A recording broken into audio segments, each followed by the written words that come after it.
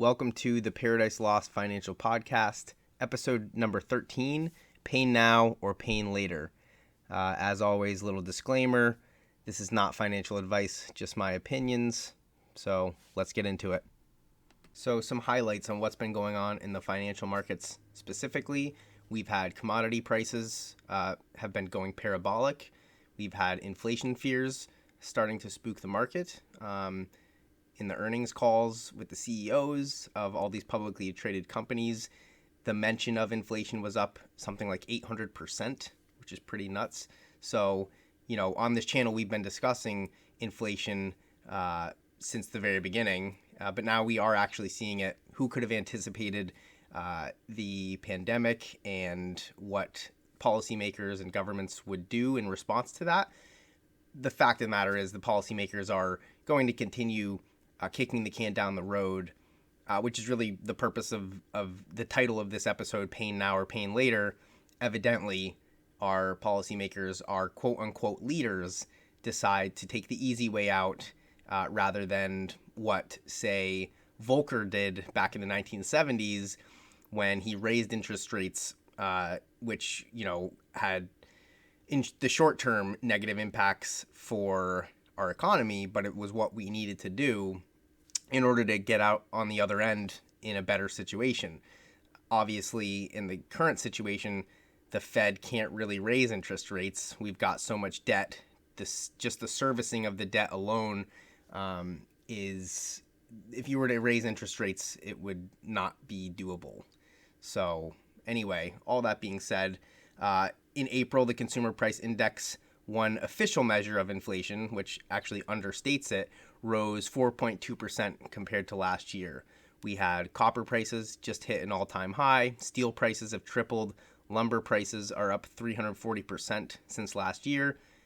You can add roughly $36,000 to the price to build an average single-family home, partly because of that lumber price increase. And then we've got the speculators and stock market equities, things like that, cryptocurrencies. We've got Bitcoin's down about 40% at the time of doing this episode. Tesla is down about 30% from highs. And then Coinbase, another one of those story stocks, I like to call them. Coinbase is down 45%. We have Nasdaq, which was all the rage since, March of last year. It's been having some pretty crazy gains. Nasdaq seems to be sputtering at this point, so it's reaching lower highs.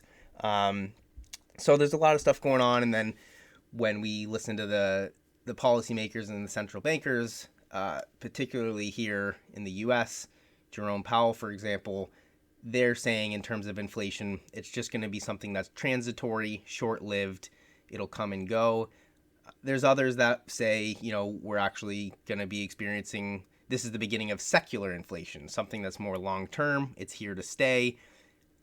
Personally, I think anybody who has conviction and is totally confident that it's going to be one or the other, I don't know how somebody would come to that conclusion. So personally, I don't know what's going to happen. Is it going to be transitory and more short term, or are we going to see this as kind of the new norm with higher inflation? So I don't really know, but it is the type of thing that we pay attention to, and I've discussed on this channel many times before. And the reason being, inflation is something that very few people do understand, and even less people, I think, are able to react or respond to macro forces like inflation in a way that will protect them and their purchasing power and maybe their portfolio allocation, things like that. That's really one of the reasons I like to study this stuff and talk about it, because it is kind of mysterious and not very well understood by many people, which also means there's potential opportunities there for asymmetry, investing and speculating opportunities, things like that. And as a side note, I'll share a little context for listeners on why this channel is all about, personal finance and economics as a whole. Personally, I became interested in economics and personal finance and the things we talk about on this channel back in, say, 2014. I was paying for my own schooling while working an office job. And I guess I just kind of came to the realization that economics, my personal income potential, the prices that I pay for things, these are all based on economic forces. And cross currents there, we've also got political forces, which is why politics do come up frequently when researching and discussing economics and finance. But all that being said, basically your quality of life can be determined by the economic landscape around you. And if you understand what's going on, perhaps you can achieve a better quality of life, contribute more to society, be more comfortable, do other things that, you may not otherwise have the option to do if you weren't as familiar and have a better understanding of the economic landscape. So that's really what brought me into having an interest in this sort of thing, and partly why I made this channel, to try to have more discussions about this and learn more myself, and also potentially share something with other folks who are also on a similar quest. But back to the inflation discussion. One of the reasons inflation is such a significant topic is because many have called it the stealth tax. It disproportionately affects the majority of the population, especially those who are already in poverty or those in the middle class. Those who have a lot of assets and income and wealth, they can afford to pay higher prices for everything, right? And even profit off of inflationary environments. So I think part of the issue that we've seen with the general sentiment around inflation and policy decisions for our economy is, since the '08 Great Financial Crisis, we had quantitative easing. And a lot of the money that was quote unquote printed went into the commercial banking system, whereby the commercial banks had the ability to give out loans if they so chose to, and if entities and individuals were applying for those loans. But it had to go through the commercial banking system. That's not what we're seeing now with the stimulus checks, with the extended unemployment benefits. What we're seeing instead is direct transfer payments, money that's going directly into the hands of the masses and then being spent. And it's not all being spent. Some people have been paying down their debt, things like that. But it's a much different mechanism whereby it's not going into a banking entity that can act as another filter before it gets into the economy. This money, in this situation since the pandemic, all of these huge programs, this money is going directly into the economy. We have the PPP loans, the list goes on. But the point is, I think since the '08 financial crisis, we had all these QE programs and billions and billions of dollars that were going to try to, again, kick the can down the road because of the recession, rather than bearing the pain. A lot of the money went to bail out institutions. We had AIG, we had Fannie and Freddie Mac. The point is, as always, the policymakers are going to do things that may look good on paper, may sound good, and act like it's for the benefit of everybody, but it's really not. They're going to enrich themselves. Their buddies, their brother-in-law, whatever, are going to benefit from this, and you and I may get some crumbs, but at the end of the day, we're going to feel the pain later for sure. And that's something you've heard me discuss a lot on this channel, is politicians are not held accountable. It's not like a private business where if they're not profitable and their programs don't produce the benefits and outcomes that they intended or said they would, if it was a private business owner, a private entity that made those promises, that took, tons of money from investors and then did not produce the benefits they promised they would, that company would be out of business. They would be sued, whatever. When it's the government, that's not the case, right? They'll blame someone else or something else, and there's no consequence. So that's why you hear me again and again discuss that. I think it's particularly discouraging to see a lot of individuals who really, truly think that having a different administration in, say, the White House or Congress is going to change things when, from everything I've been paying attention to, the individuals who are in those places are a lot of career politicians. If you look at their track record, they may be the spokesperson or the talking head for things like equity and anti-racism and things like that, when they've in fact been the individuals to propose and fight for policies that were disenfranchising individuals that were, say, people of color, and things like that. You know, you have the crime bill. You have countless examples of this. I'm not even going to say his name, but you know who I'm talking about. Among many others, right? People in Congress as well. So it's just very discouraging to see people either in denial about what's going on or truly believing that these career politicians are genuine. They believe in the things that they're saying, and they're going to try to help us. Because personally, I think it's few and far between politicians that are genuinely there to make a positive difference and who speak their truth. I think a lot of it, and I don't think I'm alone in this, is pandering and saying things that they think sound good and look good, but then doing something totally different.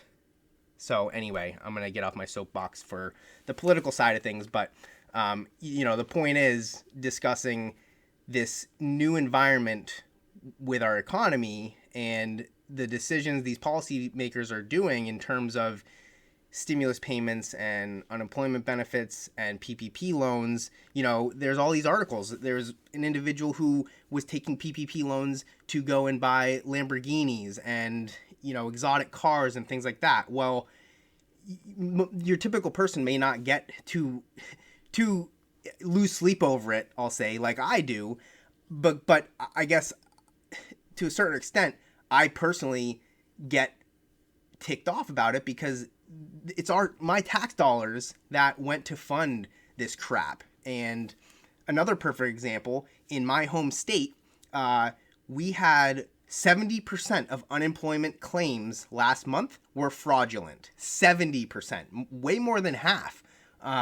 Almost 3/4 of every unemployment claim was fraudulent. And part of why that happened was because the unemployment office stopped requiring unemployment claimants to call in. They used to have to call in.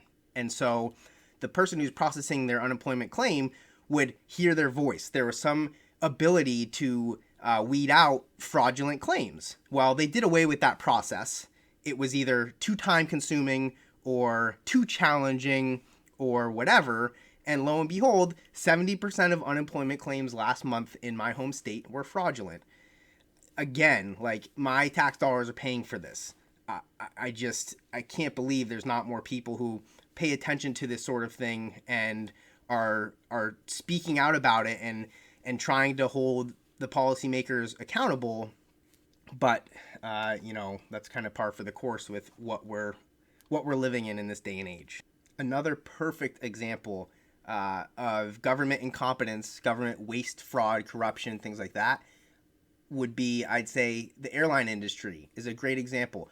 From COVID, the U.S. government gave the airlines something like $25 billion. We also had these 737s and giant commercial airliners flying with nobody in them, back and forth, wasting fuel. This same government who wants to tell us, we're all about green energy and environmentalism, they had these planes flying empty during COVID. And to back up, I just mentioned we gave them a $25 billion COVID relief bailout, and that was only one program. There could be others I'm missing. But this is after the U.S. airlines have filed for bankruptcy 66 times since the year 2000. So these are not well-run businesses.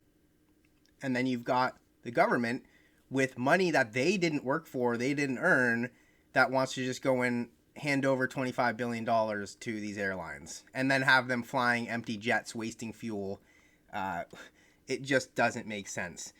One other perfect example of this, if you look at construction, fixing the roads, for example. I drive by and you've got 11 guys smoking cigarettes hanging out and one guy in, shoveling stuff or running the equipment. Now, if that was, again, a private company that had to be profitable fixing the roads, this wouldn't be the case. There'd be the profit incentive and accountability and consequences if they weren't being profitable. But if it's all on the taxpayer's dime, who cares, right? And the current situation in the U.S. is just unlike anything we've ever seen before. We've had loose monetary policy for over a decade from the Federal Reserve, low interest rates, which we've spoken about in previous episodes and videos. We now have incredibly reckless fiscal policy, the spending and these new tax policies. Not only that, but it's the government, the executive and legislative branches of our government here in the U.S. that are taking it upon themselves to spend trillions or multiple trillions of dollars again on programs that do not have to produce the outcomes that they're saying they will, and it's going to be at the expense of the purchasing power of our dollar. On this flip side, we've also got central banks like the Fed who are quickly moving into arenas of other non-monetary agendas like social justice, equity, climate change, but they can't even get monetary policy right. Or, depending on how you look at it, maybe their monetary policy is intended to only help them and the elite and the individuals with assets, but at any rate, the impact of this loose monetary policy and increasing inflation is something that's going to hurt those in poverty and the masses, not help. And so it's similar to that analogy I made a couple of videos ago regarding individuals like Bill Gates and Warren Buffett saying they should pay more in taxes when they hire teams of accountants and tax attorneys and likely have offshore accounts where they're not paying taxes on it. It's just disingenuous and almost like, you can picture them laughing behind closed doors right before or after they go and make these speeches about trying to help the little guy or those that are negatively impacted by socioeconomic or social justice types of issues. At the end of the day, the politicians, or majority of the politicians today, are betting that they can buy your votes with promises of free stuff, quote unquote free stuff, that they don't have to pay for, we do. And if they wreck the economy, zero consequences. And in fact, they're going to be the ones that benefit the most because they know what's going on. And they're going to be more well off than they ever have been before.